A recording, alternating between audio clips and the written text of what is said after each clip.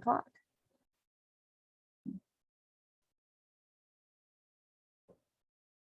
All right, good morning, everyone. Welcome.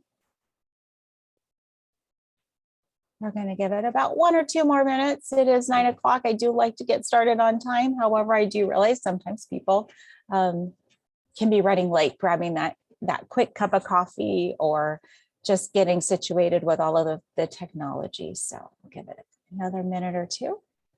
I hope everyone is doing well this Wednesday morning. It's a beautiful day. Nice crisp morning for April. I'm excited to talk to you about CAASPP today.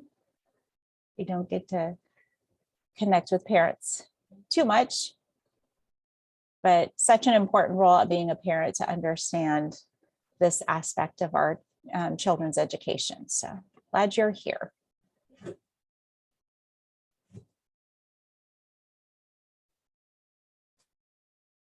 And as you're coming in, just a couple of notes. We do have translation available. We have 2 amazing translators. Hats off to our translators because, man, they talk nonstop, and the processing to be able to translate from between 2 languages is incredible. So I really appreciate all that they do for us on our team. We have several people on our translation team, but with us today, we have Stephanie Zamudio, who will be translating from English to Spanish. And we have Kayla Shin, who will be translating from English to Korean. And in order to switch over, if you'd like to hear it in either Korean or Spanish, if you look towards the bottom of your screen, you should see a globe that says interpretation. You click on that and choose the language you would like to hear it in. Please note that when you switch over to the room, you still will hear my voice. It'll be very quiet, roughly around 20% volume, so that you can kind of hear my intonation or just the way that I use my words. But you'll hear primarily the translator. If that bothers you, hearing me very quietly in the background, you can go to that globe and it should say turn speaker off or turn speaker voice off, something similar to that. So you can turn it off so you hear just the translation. So again, go to your globe, choose your language, and be able to listen in your native language. All right. This is a little different than a Zoom meeting. This is a webinar, so we are recording. Please note of that. And it's primarily, it's a little different in that we don't use the chat box, but we do have what's called a Q&A box. And I love the Q&A box because if we had more than just me today, we had a whole team of people, a panel of people, there could be multiple people responding and answering your questions that you put in there. So if you have a question throughout, I will be stopping periodically, once or twice actually through the morning, and answering those questions for you. There is no bad question because when it comes to state testing and the CAASPP, it's such a big topic. So there's definitely questions that please ask because I'm happy. That's what I'm here for. I'm here to answer them for you. Okay. And I'm sure somebody else has the same question. So I won't really be responding in the actual Q&A. I will go ahead and be answering all those questions live periodically, but also too at the end. Okay. All right. So again, welcome. My name is Natalie Benda. I am the coordinator of assessment and accountability for the Buena Park School District. My background includes I am a teacher. I am going to always be a teacher. I've worked with elementary, but also middle school science. I've also been a middle school principal. And ed tech, technology is my heart, technology teacher, as well as a tech TOSA here at the district. And now I oversee all of the data and assessment that we do here. So I'm super excited to share this heart because people hear the word assessment and they cringe. And we all do, whether we go back, flashback to 5th grade or we're older than a new phrase, older than Google, because I am older than Google. So we don't like assessments. We don't like testing. I've had the privilege for the last probably month or so. I have been in almost every single classroom in grades 3 through 8, if you will. I have worked with the students and we've shared CAASPP testing. Why do we do it? Why is it important? But most importantly, I get to be a cheerleader and kind of work on what we call a growth mindset for those of you who've been participating in our growth mindset series. Meaning, when we hear the word test, quiz, assessment, any of that, we all tend to get that pit in our stomach. Maybe some of us feel nauseous, some of us feel sick. We get stressed, anxious, worried. And I think that is simply because we're afraid of not doing well on that test. And this is what I share with students. And what I like to tell them is I want everyone, parents and students alike, testing is a great opportunity. It's part of our learning process where we check in, right? It is simply a check-in, and it's going to see at this moment in time, right now, what do I know and what do I still need to work on? That's all it is, right? And so if we know things, great, we don't have to go back and really look at them or study them. But if there's things to work on, we need to reflect on, okay, I need to work on this area. I thought I studied it. I thought I had a good understanding. Can I do something different? Do I need to go, for our students, ask a teacher for help? Maybe ask a friend who seemed to do well on that same session. Ask my parents, do I need to go? There's so many resources online to go and study. Maybe I just need to look at it from a different way. Maybe it's a video because I'm a visual learner. So really, testing is simply about, what do I know and what do I still need to work on? And I think hopefully the kids, we want them, one of the biggest things to share, I want them to be a little nervous because that helps us stay sharp. We want to do things to prepare. We want to study. And that if we don't do well, that's okay. We will always be learning. This is a cycle. This is a process. And so hopefully, I just want to share that with you as our parents who are joining us today. That is the message that we communicate to our students. And I let them know they'll be testing. You guys, we test the rest of our lives, whether we're getting our driver's license, in our profession, we might have testing to be a teacher. We take several tests to be able to be certified that we can be a teacher, right? It doesn't matter. We're always going to be testing in some way, shape, or form. So to approach it, embrace it, and use it as a check-in. How are we doing? And what do we still need to work on? All right. So with that, welcome. Let's get started and talk about this particular test that we're going to talk about. So I'm going to scoot you guys over. I apologize. I'm going to be kind of looking over when I'm talking over to the side. It's not that I'm ignoring you. It's just my screen is over here that I'm going to share in just a moment. All right. So let me get this going.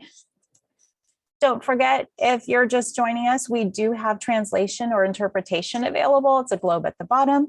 Just click on it and choose your language you prefer. If you have any questions as we go along, please use that Q&A box and type in your question. If you are going to type it in, say, Korean or Spanish, that is completely fine. Our ladies are going to retype it for me in the chat so I can read your question. All right. Okay, hopefully we can... you should be able to see my screen. Let's see. My interpreters, can you give me a thumbs up? Are you able to see my screen? Perfect. That says CAASPP and CAA. Excellent. Thank you so much. All right, here we go. CAASPP, or it's CAA for short. What is this all about? That's really what today is. Okay, 1 second. All right. So first, again, let's talk about this assessment cycle, if you will. Assessment is our fancy word for test, teacher speak, quiz, whatever you want to call it. And when we go and we, as teachers, this process is about learning. It's where I shared before that it's never done, and it's cyclical in nature.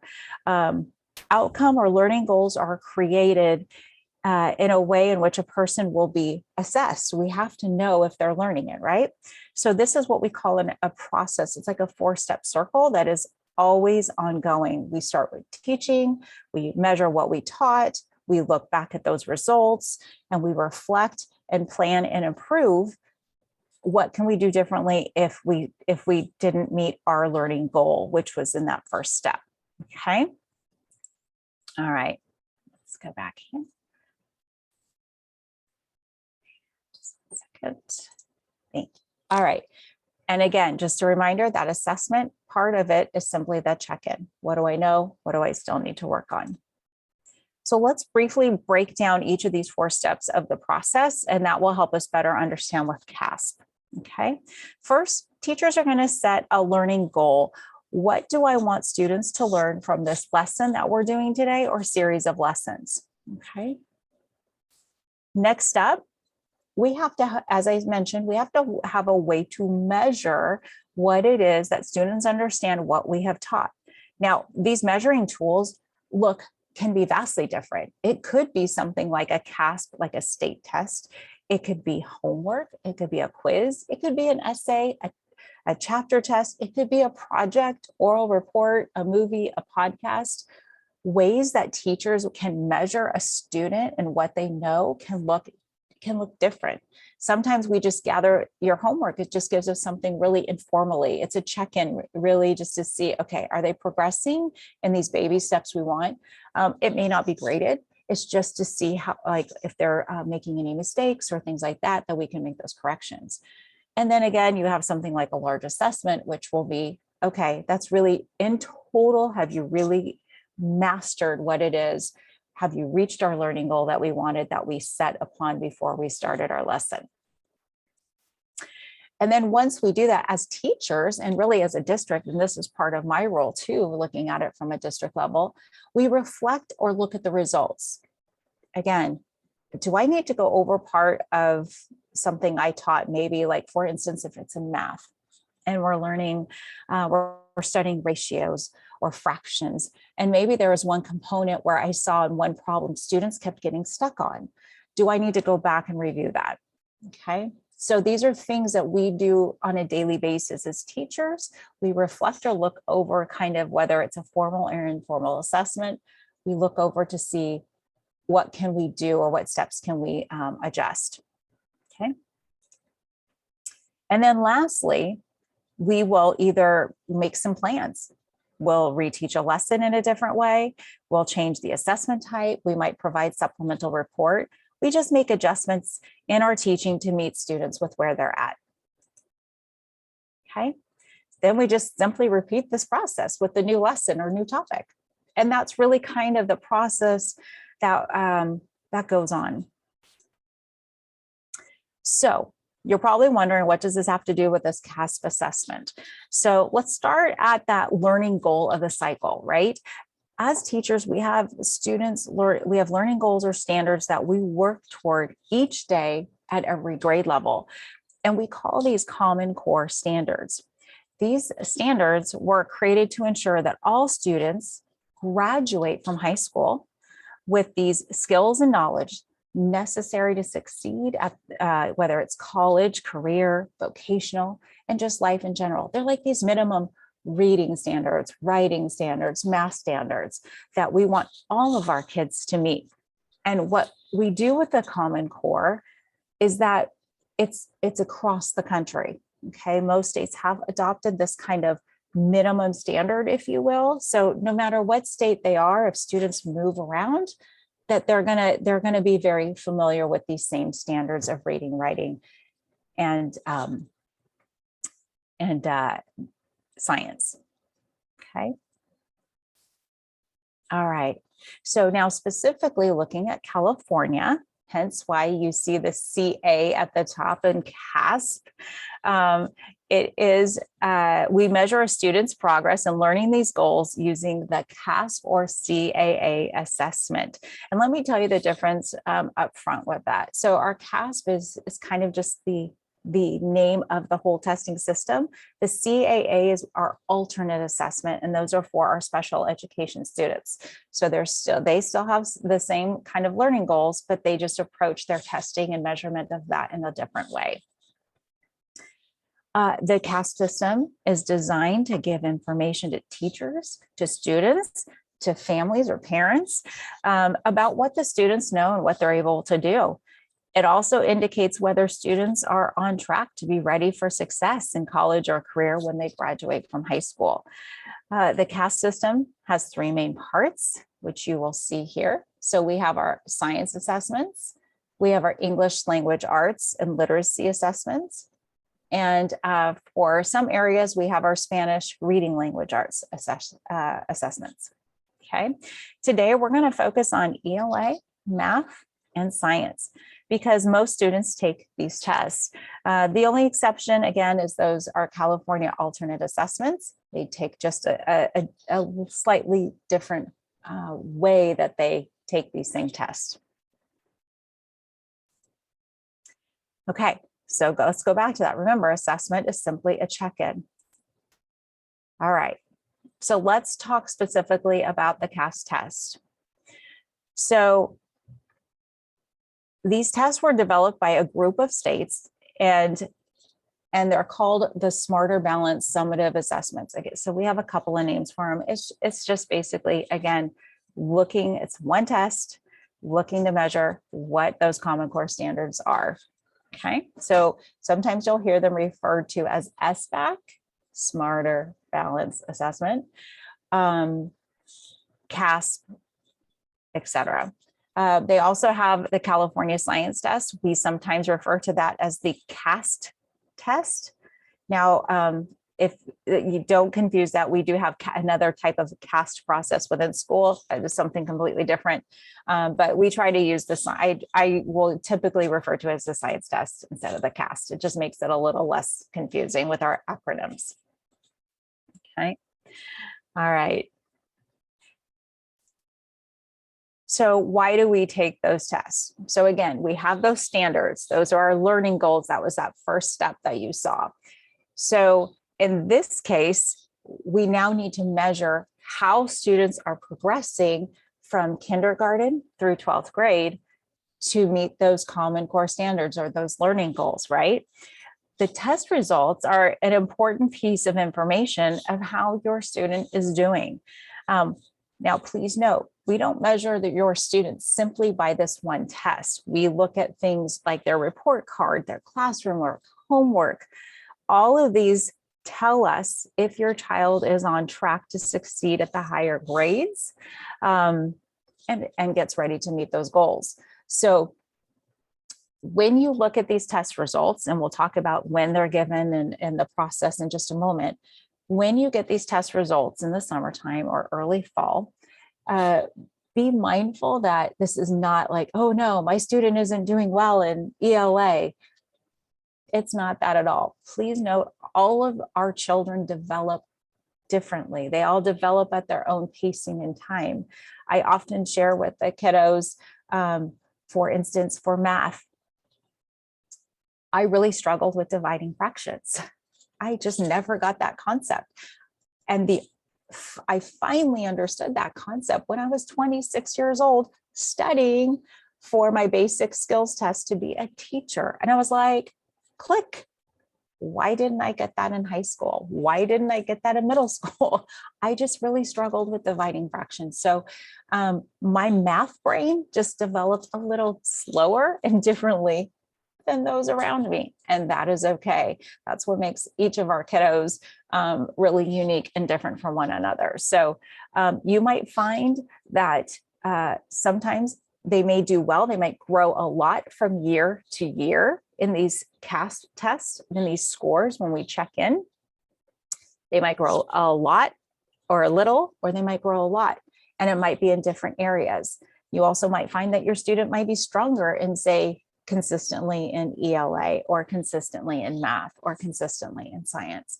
So each of these are to be celebrated and to be reflected upon, and look at, okay, so I see my students not doing so, they're not so strong in ELA. So what can I do as a parent? And we'll talk about that to help them get stronger in that vein. So when we look at this, why do we take this test is really to check in every year, every spring, and see where your student is at and what they still need to work on. And we'll use that as teachers as well. Okay. All right. So as we talk about who does take this test, actually, we start it in 3rd grade. And that's really about the point where they can start taking this particular type of test. They will take it each year through 8th grade. And then they usually take it around the 11th grade in high school. Okay. The only exceptions, again, are those students who take the California Alternate Test, the CAAs, in our special education department. They will still take it grades 3 through 8 and around 11th grade in high school. Okay. Now, that's ELA and math. The science test, or CAASPP, is only taken in grades 5, 8, and once in high school. Typically, again, it's 11th or 12th grade whenever they complete their last science course. All right. Now, the different part of this particular test is that when they take the science test, it actually tests them in 3 domains. So in the 5th grade, it would test them from the science in 3rd grade, 4th grade, and 5th grade. So like an earth science, a physical science, and a biology type science. Okay. So in a process, same thing with 8th grade. It'll test them from the sciences that they learn in 6th, 7th, and 8th, and then same with high school.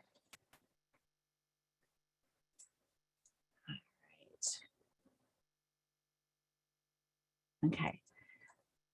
How do your students take the test? So what's great is everything is, like everything else, is online. It will all be done on their iPads that they already have.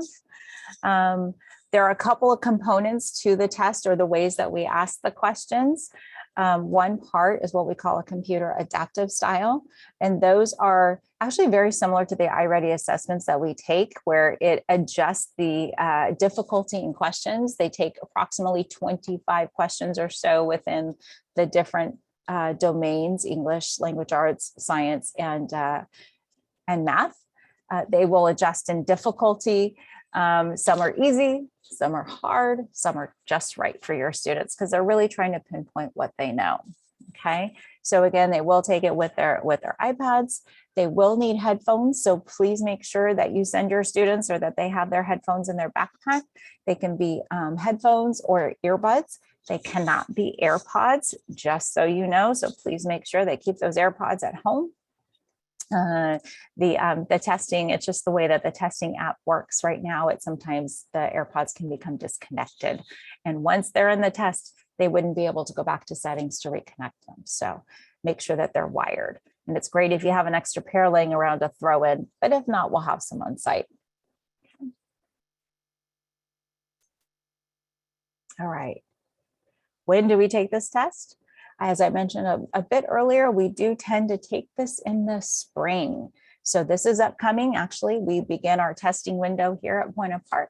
We'll open up next week, and each of the school sites will have their own testing schedule, which they will release. But we will have some schools starting testing next Monday.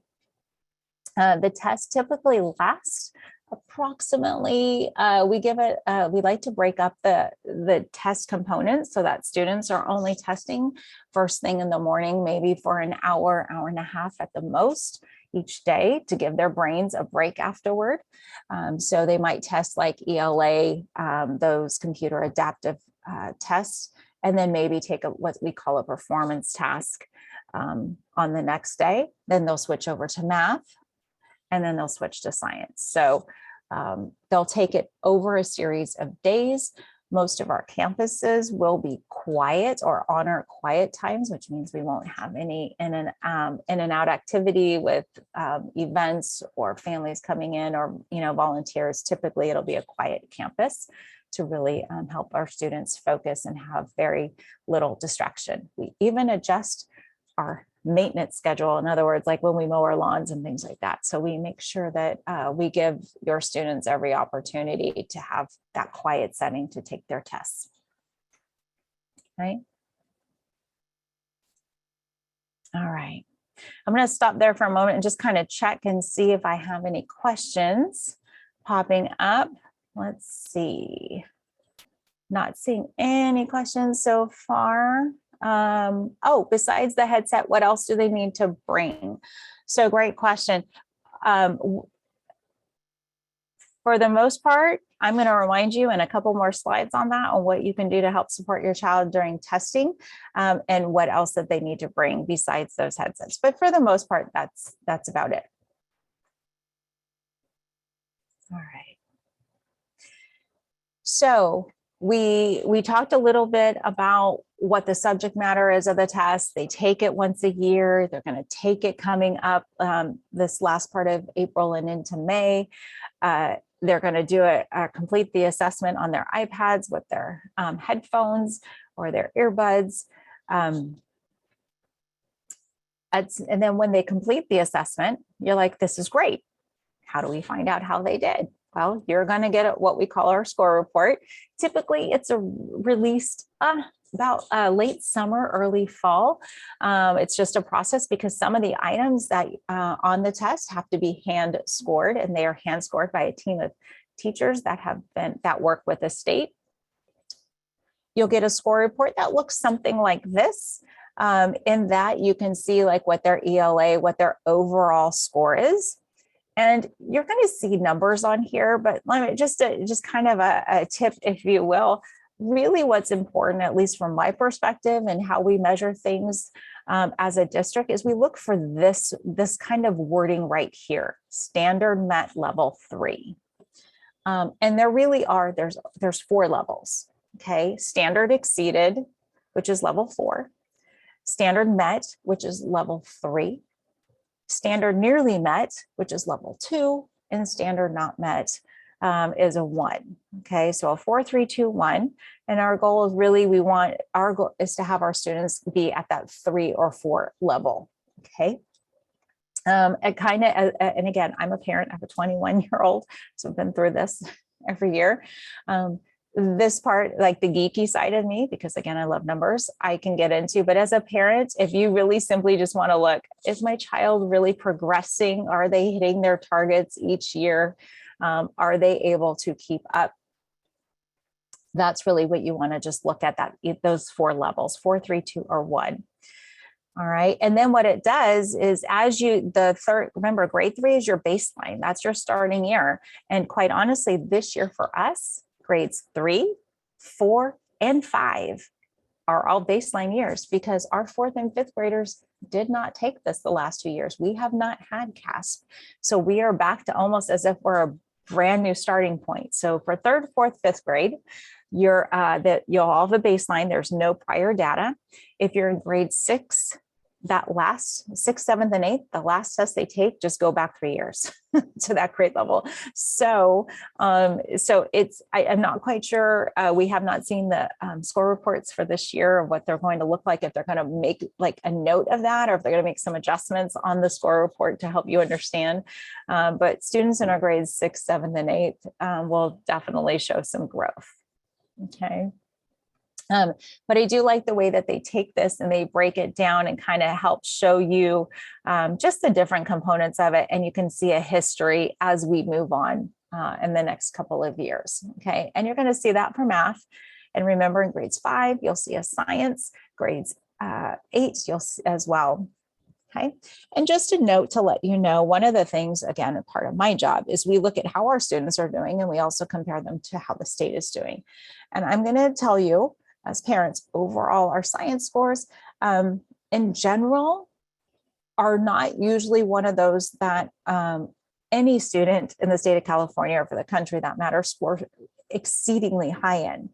Because if you think about it, in grade 5, if you're testing for science in grades 3 and 4, or testing science from grades 3 and 4, and now you're in grade 5, it's kind of a challenge to remember what you learned from grades 3, 4, and 5 without reviewing it, right? And the same with 8th. You have to remember from 6th, 7th, and 8th. And when you're 11th, same thing.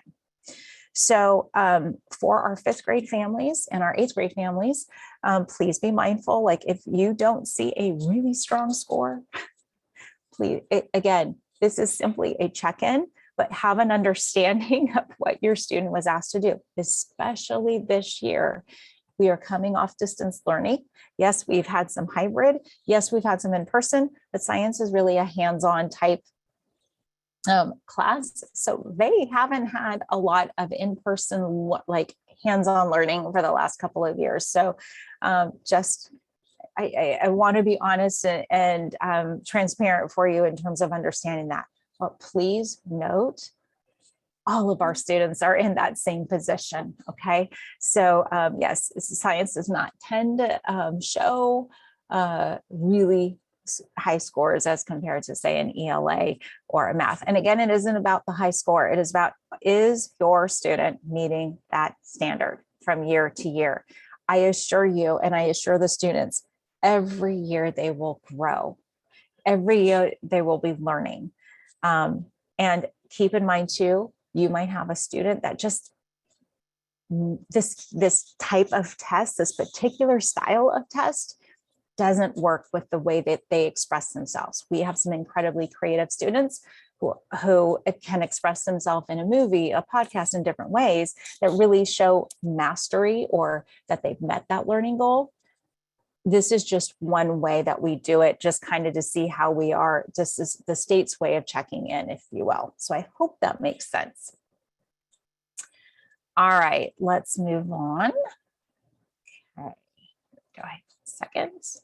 So you're going to get your score report typically late summer, early fall. Okay.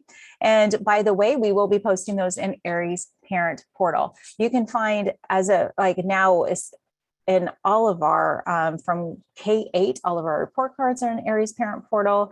We have our CAASPP scores. We have our LPAC scores, initial LPAC scores. We have iReady scores.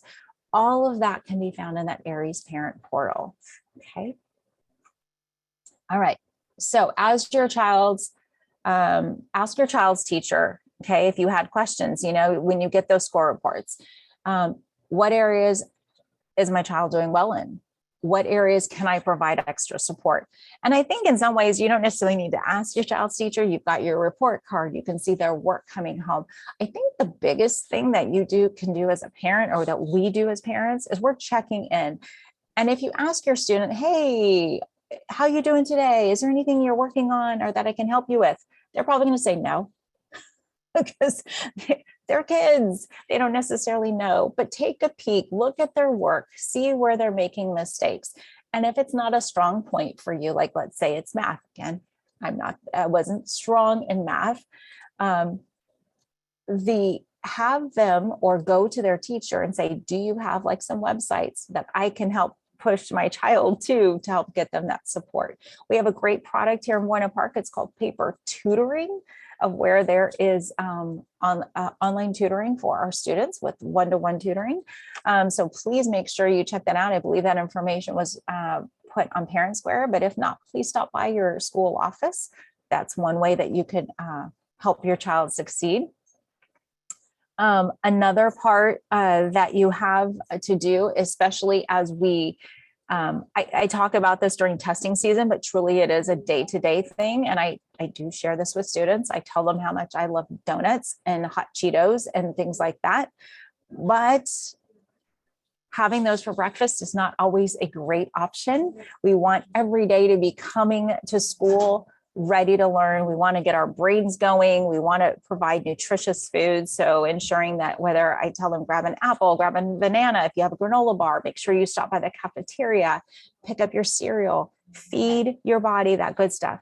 And the donuts and they're treats really. And if you can have them a little later in the day, I mean, it's always good every now and then, but when we come to school, it's kind of like this for them, it's their job. So we want to make sure that they're getting a good breakfast and good nutrition throughout the day.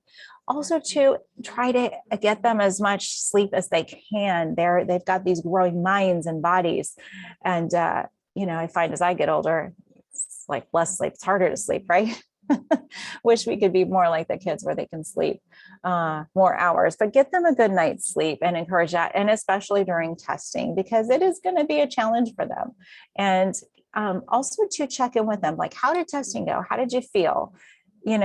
Sometimes that emotional side is they're scared. They don't want to do poorly because they want to please us as parents. They want to please their teachers. They don't want to look dumb. And I really stress when I was in every single classroom that, again, when it comes to something like the CAASPP test or any test that there is, some days you're going to do great. some days everything comes together, everything made sense. And, you know, you just did well. And sometimes it's just an off day. You might have been like, everybody seemed to get puppies or animals over during COVID. So maybe that puppy kept you up all night and you're tired, or you have a new baby brother or sister, or, you know, as something happened and you just didn't sleep well and you didn't do well on the test. Or maybe I share with the students, you spent a little too much time watching YouTube videos, whatever it is, that's okay. But if you didn't do well on the test, remember, I got to go back. I need to look and reflect. What can I do differently to change my habits? Do I need to watch less YouTube? Do I need to study more? Maybe I need to learn to take better notes. Maybe I need to talk with my teacher. It's a process, and trying to encourage them to learn how to take steps to improve for the next time. And I hope that makes sense.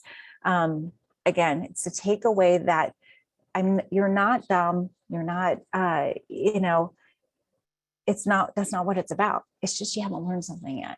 And we all learn at different times, okay, in different ways. So encourage them in that regard, but talk to them about that and let them know it's okay. Like, you didn't do well. Okay, but what are you going to do? Challenge them. What are you going to do to fix it? Like, and how can I help you be a part of that? That's really the biggest thing. All right. Okay. Let me go back to questions. And I know, so in terms of testing, so we want to make sure that your students, send them off with something nutritious and healthy to get their brain started. By the way, eggs are excellent brain food. I don't know if I learned that back in a brain course, studying to be a teacher. Scrambled eggs, fried eggs, hard-boiled eggs, make a batch for the week and send them off every morning with an egg. It's a great form of protein as well. But yeah, give them a good breakfast, get them a good night's sleep. Please, please, please make sure you help remind them to plug in those iPads and that they come to school fully charged. They should be doing that every day, but life happens. I get it. But we need to be able to have them at their desk with a fully charged iPad, and versus sitting like on the floor or being near the wall plug to plug in and charge their iPads to take the test. Okay. Make sure that you're bringing your students to school every day during the testing period.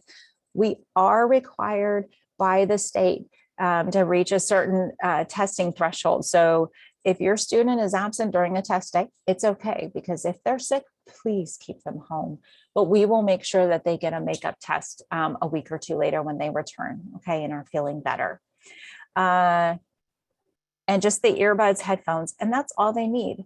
For our K-5 students, we actually will provide external keyboards for them for their iPads if they prefer to do that, but they can take the test. You can use the keyboard online. For our middle schools, they already obviously with their iPads have the built-in keyboard, or the attached keyboard, if you will. So you're perfect there. All right. You also have the ability to here to, there's a parent's guide to understanding. And let me see if I can, I'm going to go ahead and I will drop those links in a chat in just a few moments. But you can go to the CDE website and check out their parent's guide to understanding more about this. You also can take a practice and training test. So I'm going to pull this up real quickly so you guys can see it.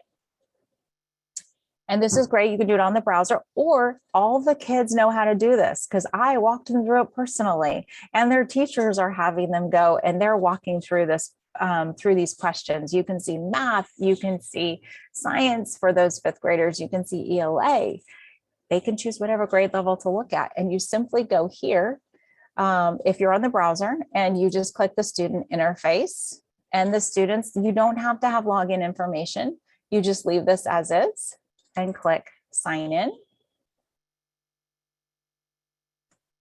Select the grade of your student, and or you can, I by the way, I did tell them to choose a grade and challenge you guys, just so you know, just for fun. So play along if they go. So let's take a look at, like, say, a math practice test. And I just click this one, and we have to, the kids know this, they go through each of these steps. We have to play the audio or the sound check. Sorry about that. I can play the sound, begin the test now, and then you'll be able to see what the test actually looks like. Please take the time to look at this so you can kind of empathize or know what your kiddos are going to be going through. walk them through and say, hey, can you show me, like, how do you do this problem? And how do you use the buttons? Because some of them, again, they're teachers. We go through it. I went through some basic tools, but sometimes, like, if you're looking at this, again, they may not know, like, this, okay, that erases the last one, or this one erases all as well. If I put this number, these just actually move my little cursor back in case I wanted to change one or two. So you kind of get the idea. But you can go through and actually try some of these questions out with your student. That's always incredibly helpful for them. Okay, so again, the students, this is through the browser. However, your students on their iPads have an app. It's called Secure Browser. Secure Browser. They know where it is. They tap it, and then they have the ability to go into the practice test. So you can do it straight from their iPad and using the app. Okay, so try that out and have some fun with them, and just kind of see for yourself what it is that they do. All right. Okay, let me move that out of the way. Again, all of the scores will be posted through Aries. We will send out a parent square notification at that point, probably at the start of next school year, just to say, hey, just a reminder, your scores are up, to go and take a look at them. You can also, if you wanted more information about the sample, or to learn more about the score and the sample test questions, I already showed you one way, but here's another way. You can go to the testscoreguide.org/California. You can check out there. Again, just it's just an opportunity for the CAASPP assessment to check in, and the state has done a really great job. I think it's really evolved. And I let the kiddos know this test isn't like a gotcha. It's not a trick question, kind of like, hey, let's trick them and you know, and see what they know or don't know. It's not what it's about. In fact, they will find on certain parts of this test, some of our kiddos can use calculators. Sometimes there might be a dictionary available or a thesaurus available for them to use. They can take notes on scratch paper. They can, there's all of these things. Again, it's not about tricking them. We really just want to see what the kids know. And when they answer questions, they don't have to write lengthy essays. They do have to answer a question and refer back to a citation. They have to provide a reason, but in simple sentences, nothing fancy. They just want to see, like, whether it's I'm reading something, do I get a message? Do I understand the story? Can I determine or infer from a story? Can I support my arguments? Can I solve a math problem? Could I take some information and analyze it? Like, I need to paint a room, and using, length times width, how could I determine, like, if these are your numbers, like if it's 10 feet wide versus, and it's a 30-foot room, can you determine how much paint you need? These kind of basic skills, again, that we want them to achieve or be able to do, and especially to have when they graduate high school, that they are able to do these things and be ready to move on to either college, vocational, military, or life in general. We really want them to be able to meet those learning goals. Okay. All right, so Q&A time. I'm going to just stop sharing for a moment, because that'll give me the ability to, hang on, stop share for a moment and get out of this for a second, and then I can see your questions and be able to answer them.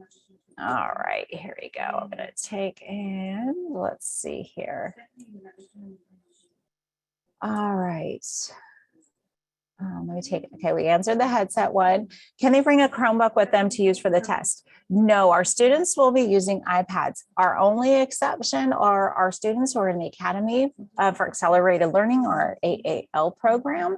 They will be using their Chromebooks, and we actually will be setting up a separate meeting with parents to talk about what that will look like just for those families. But no, they are not permitted to use Chromebooks. They must be a district issued iPad. And it's just the way that we have to use our testing system, or the testing app, to test them. Okay. All right. Let's see. Question. Is this a test only for students with the 2.0 GPA or lower? No, this is for every single student will take this test in grades 3 through 8. It is a state requirement. It has nothing to do. And by the way, whatever they score in this test, it doesn't affect like them. Like this doesn't mean like if they didn't do well in one area, they can't move on to the next grade level. It doesn't mean they can't graduate high school. Nothing to do with it. Again, go back to the beginning where we looked at that kind of cycle. We have a goal, and our goals are these Common Core standards. And we're going to assess to see how students are progressing each year to meet those goals. Okay. So we know that, you know, there's going to always be room for growth there. So hopefully that answered that question. Okay. By the way, just so you know, as teachers, what we do is when our students take this test, if I have an incoming class, I'm going to be looking at the test results because I'm going to see what are the areas of a work that I need to focus on as they come into the next grade level, into my grade level, and say, okay, I see that we need some work, let's say on dividing fractions, then we're going to maybe spend some more time. So we use this, teachers and as a district, we use this to say, what kind of things can we provide our teachers and our students to help them learn if there's an area that we need to work on. Hope I explained that okay.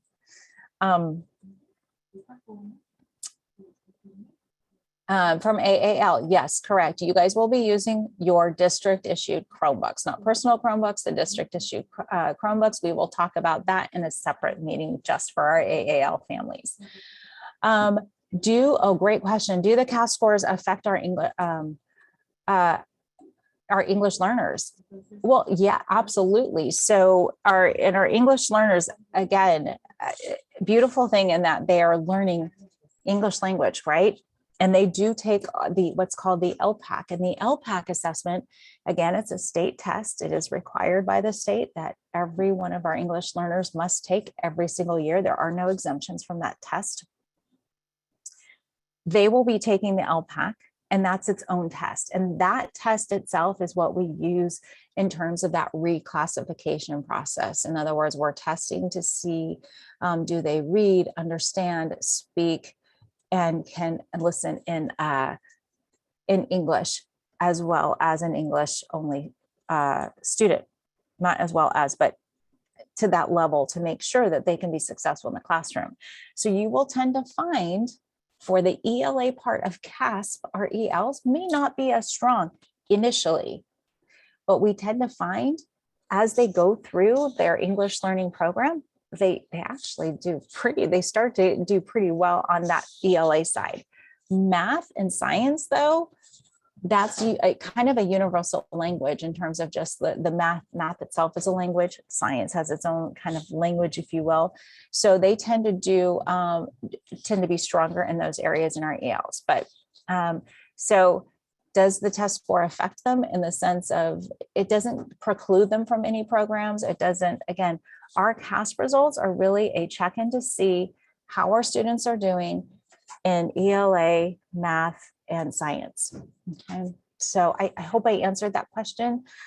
Yes, there will be a time when your ELs will be doing both. And in fact, I'm going to tell you, if you're from Emory, we're actually just moving our LPAC testing into Emory starting today, actually. So your student might be doing some LPAC testing and CAASPP testing next week, but we're really trying to kind of adjust our schedules so that way they can just focus on one test a day, if you will.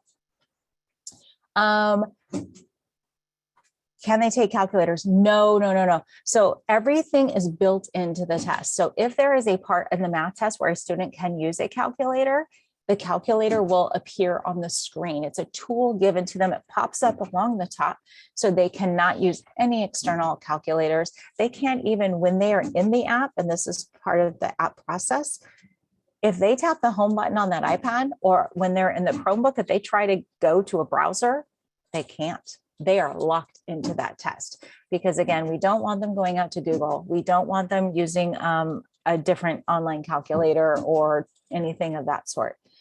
The goal when we give this type of test, and I apologize for not sharing this at the beginning, the CAASPP test is what we call a standardized test. It is a test that we give to all our students.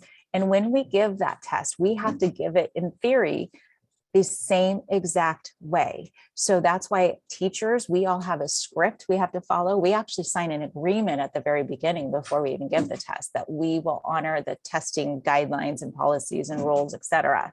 So we all read a script so that every student hears the test directions in the same way. Students, if they come across a question that like, I don't understand how to answer this question. As a teacher, I have to say, I'm so sorry, just reread the directions. But here's the thing, again, CAASPP isn't about a gotcha type of test. They have built in what's called a tutorial. So they have a tutorial video that walks through how to answer every single question for the students. But the beauty is it's the same explanation across the board. So a third grade student here in Buena Park is going to see the same directions, if you will, or clarification as a third grade student in Sacramento, a Sacramento school district. So again, that's the whole, we're trying to keep it as even as possible to kind of keep it all the same for them. So I hope that makes sense. But yes, they will give them tools as they are allowed, and it will come through that secure browser app. They'll pop up. Will they change the scoring system? I don't, in terms of changing the scoring system, it probably won't, it's not going to be changed. It's still the same. They do have a reduced number of test questions that they did implement and they are keeping for this year. But the scoring system will be the same because the test measurements will be the same. But again, we all know that this is baseline for the state of California. So we all have that in mind, if you will. But they won't adjust the levels. They're going to keep those all the same. Let's see. Son is in 8th grade, has been diagnosed. So again, if you have a student that is moving towards that special ed route or is being tested, if it is in the 504 plan or IEP, that will determine all of, like, let's say their test settings, because we do have the ability to add accommodations, such as it might need, a student might need text to speech. They might need a, for our students who are moderate to severe, in our moderate to severe program, they might need a scribe to help them. So if it is outlined in an IEP or 504 plan, those accommodations will be, have been added to the test. In fact, I put them in and we set them ahead of time through the actual program. So that way teachers know they automatically show up. So you would need to go back to your teacher and talk to them about those testing accommodations. Okay. Yes, and if a student is absent due to illness or personal reasons, it can be made up. However, please keep in mind, we do have deadlines. We have a 4-week testing window. So we start next week and it will go through mid-May. So we have to have all of our makeups completed by mid-May. And also too, it just, if you can, again, illness, please keep your child home. But if there's anything that can be adjusted, like I know sometimes you might have a longer weekend, or you might have the opportunity to go and have an extra day off, add it to a weekend. We really encourage you during testing season, please make sure that your student is there. It just makes it a little more challenging because now we have to get, we have to try to pull students out of class, which we don't like to do, to make up tests, because that takes them away from instructional time. All right, so if you can, keep them there, but yes, we will have makeups. If a student has an IEP, is he going to take the alternate assessment? No, not necessarily. Typically for our alternate assessments, we've already identified it's not that many students, and they are typically our students who are in the moderate to severe program. Other than that, even if they have an IEP for 504 plan, they typically will take the CAASPP test. You just might have accommodations as assigned, but it must be assigned in the IEP of the 504 plan. All right, when and how will parents learn how their child did on the CAASPP? As I mentioned previously, you'll typically get those results in late summer, early fall, and that will be through the Aries Parent Portal. Are there accommodations for students who get nervous or have anxiety? So like testing in a different room. Unfortunately, again, unless it's outlined in an IEP or 504 plan, we don't, but this is the first year, as I said, I have been in every classroom and I have talked to almost every 3rd through 5th grader and the 8th graders, or I'm sorry, the middle schoolers. I really try to emphasize, as I shared with you at the beginning, the whole intention of testing.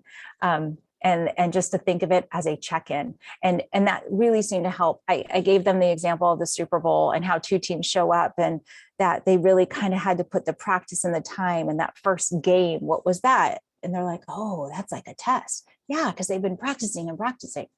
And when the win or lose, they come back the next day, they evaluate how they did, and then they make the changes, and then they test again, and they test again. And now they're at the Super Bowl. So anyway, we talked about different scenarios like that to really try to ease that anxiety, and just encourage and remind them, you're just checking in. We're just seeing how you're doing today. That's really what this is. And you're going to just do your best. Okay. All right. Does every site have the same schedule? No, they don't typically, for the most part. I mean, I believe about 2 or 3 of our schools will be testing starting next week, but they will be by this Friday. They will be posting when their testing schedules are to Parent Square. So check in with that. And if you haven't heard, just check in with your child's teacher. They'll let you know when we'll be testing. Okay, but we will be testing again over the next 4 weeks.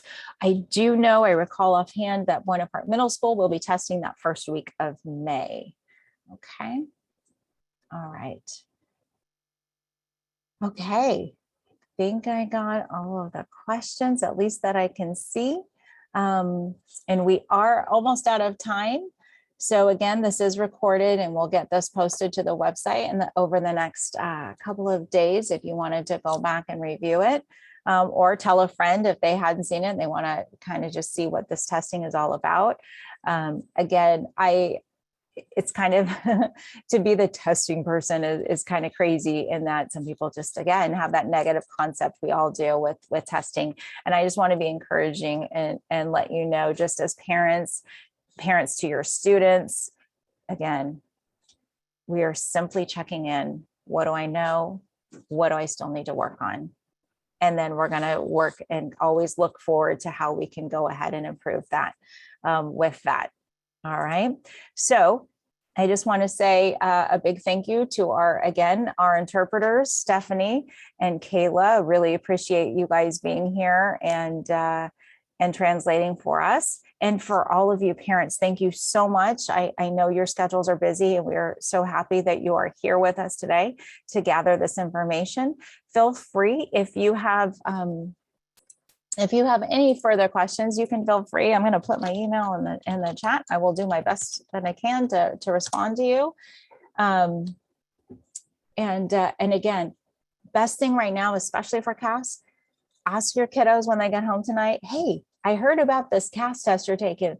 Can you show me the app and show me? Let's go to the practice questions. I want to see some and see if I can answer them, right? So please do that. Work with them. Test out things, let them push buttons and practice all they want before this test. All right. Okay. Thanks again, guys. We really appreciate you. Have a wonderful day.